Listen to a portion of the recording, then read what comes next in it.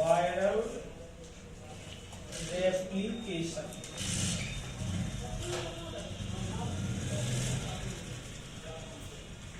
Viral replication means होता है production of new viruses.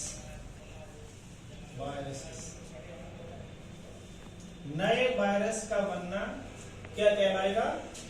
Viral replication. और जो वायरल रेप्लिकेशन की क्रिया होती है हम लोगों को पता भी है, वायरस जब तक होस्ट सेल के बाहर है तब तक वो कैसे नॉन लिविंग। क्यों नॉन लिविंग है? क्योंकि उनमें खुद का एंजाइमेटिक सिस्टम नहीं होता है और होस्ट सेल में जाकर के वायरस उसकी एंजाइमेटिक मैकेनरी या रेप्लिकेशन मैकेनरी का यूज करके और वो लिविंग हो जाते हैं और वहां पे अपनी पॉपुलेशन बढ़ाते हैं। उसी को हम लोग बोलते हैं वायरल रेप्लिकेशन। जैसा कि अभी हमने आपको पढ़ाया था एडिनो वायरस। कौन सा वायरस? Adeno virus. और एडिनो वायरस से क्या होता है? Common cold. कॉमन कोल्ड माने जुकाम हो जाता है। ठीक है, तो इसका एक हम एग्जाम्पल लेके बताएंगे आपको कि किस तरीके से वायरल रेप्लिकेशन होस्ट सेल के अंदर होता है। ये कोई वर्टिब्रेट होस्ट सेल है तो इसको हम लोग मान लेंगे ये हम लोगों की ही होस्ट सेल है। मनुष्य वर्टिब्रेट में आता है तो ये उस सेल के अंदर किस तरीके से नए वायरस का फॉर्मेशन होता है। ये होस्ट सेल है और ये उसका न्यूक्लियस है।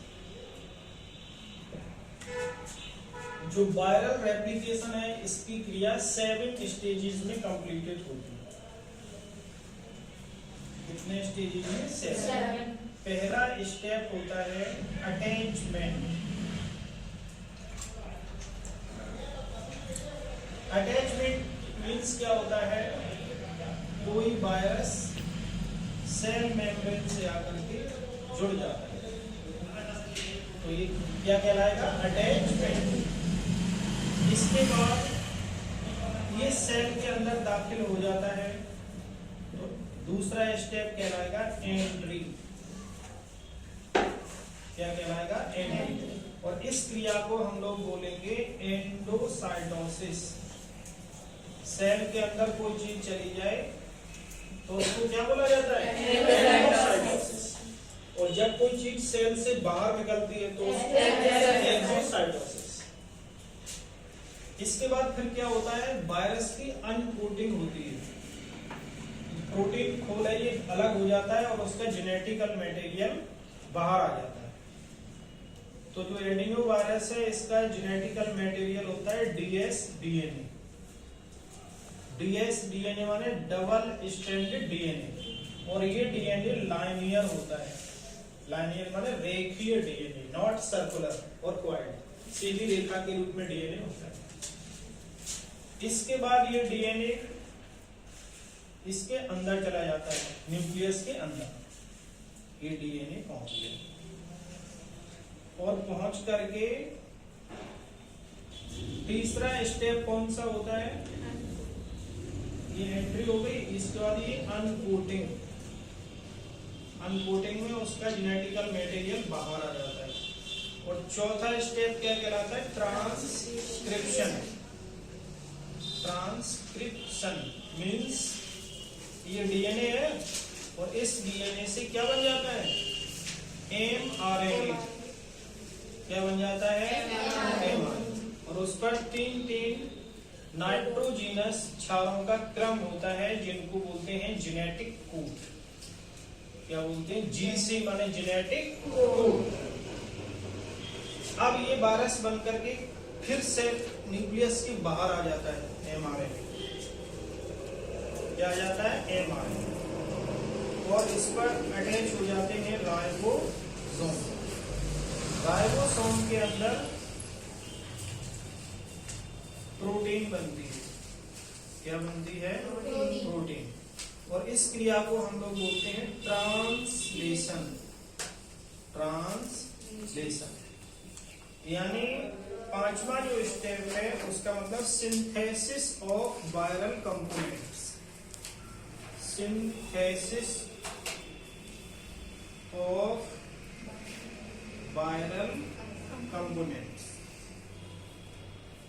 इसमें वायरस की प्रोटीन खास तौर से बनेगी और ये बनकर के कहां पहुंच जाती है, गोल्जी एपरेटस पर।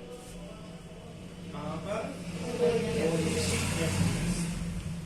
गोल्जी एपरेटस पर इसकी शॉर्टनिंग होती है, कटाई छटाई प्रोटीन मैच्योर होकर के और वापस कहां जाती है, न्यूक्लियस। और इस स्टेप को हम लोग बोलेंगे असेंबली। क्या बोलेंगे, असेंबली। असेंबली में क्या होता है, वायरस की प्रोटीन प्लस यहाँ पे डीएनए का रेप्लिकेशन हो जाता है, तो यहाँ पे डीएनए भी बन जाएगा और ये डीएनए इसके अंदर चला जाता है प्रोटीन की, तो एक कंप्लीट वायरस का फॉर्मेशन हो जाता है, तो उसको असेंबली बोलते हैं। फॉर्मेशन होकर के और ये होस्ट सेल के बाहर रिलीज हो जाता है, ये तमाम ऐसे आ जाएंगे।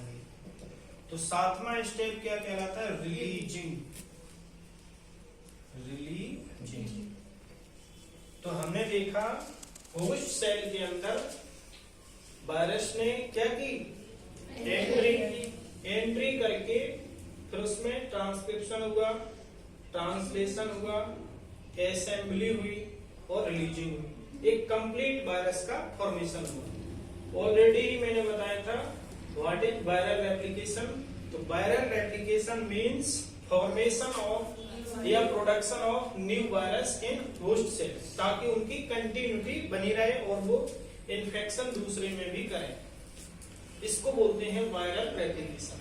तो the mechanism of viral replication is completed into 7 stages. First stage is attachment, means virus attached to the host cell membrane. Second step is entry, virus enter inside the host cell. Third step is uncoating, protein coat out and DNA release in the host cell cytoplasm. After this, DNA enter into the nucleus of host cell and DNA change into mRNA. This process is known as transcription. After synthesis of mRNA once again outside from the cell, from the nucleus to cell cytoplasm. और यहाँ पर हम लोग देख रहे हैं ribosome चिपक गए और ट्रांसलेशन हुआ। Translation means formation of polypeptide chain और protein on mRNA in ribosome. और इसके बाद गोल्जी एपरेटस में वहां पर प्रोटीन की कटाई छटाई शॉर्टनिंग होती है, मैच्योरेशन, और वो वापस एंटर कहाँ कर जाती है, सेल न्यूक्लियस। सेल न्यूक्लियस में वायरल प्रोटीन और डीएनए की असेंबली हो जाती है, जुड़ जाते हैं, ये कंप्लीट वायरस बनता है, विरियम जिसको बोलेंगे, और वो सेल न्यूक्लियस से आउट होकर के सेल मेम्ब्रेन से बाहर निकलता है। उस क्रिया को हम लोग बोलते हैं रिलीजिंग या लिबरेशन।